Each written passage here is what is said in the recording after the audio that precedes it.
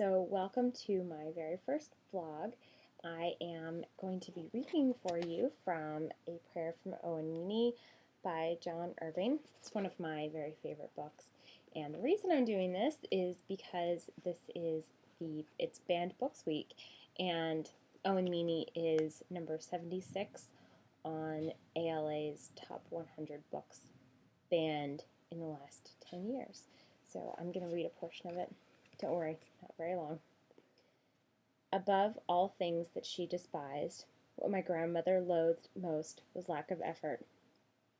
This struck Dan Needham as a peculiar hatred, because Harriet Wheelwright had never worked a day in her life, nor had she ever expected my mother to work, and she never once assigned me a single chore.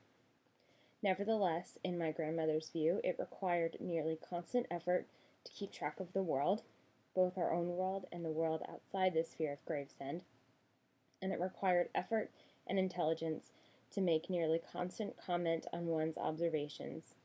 In these efforts, grandmother was rigorous and unswerving. It was her belief in the value of effort itself that prevented her from buying a television set.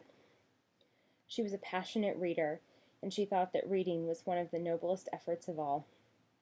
In contrast, she found writing to be a great waste of time, a childish self-indulgence even messier than finger painting, but she admired reading, which she believed was an unselfish activity that provided information and inspiration. She must have thought it a pity that some poor fools had to waste their lives writing in order for us to have sufficient reading material.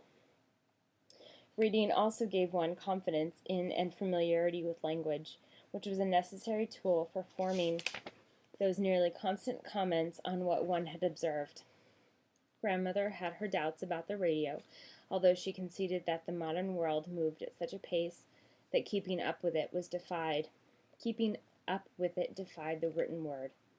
Listening, after all, required some effort, and the language one heard on the radio was not much worse than the language one increasingly stumbled over in newspapers and magazines. But she drew the line at television. It took no effort to watch. It was infinitely more beneficial to the soul and to the intelligence to read or to listen, and what she imagined there was to watch on TV appalled her. She had, of course, only read about it.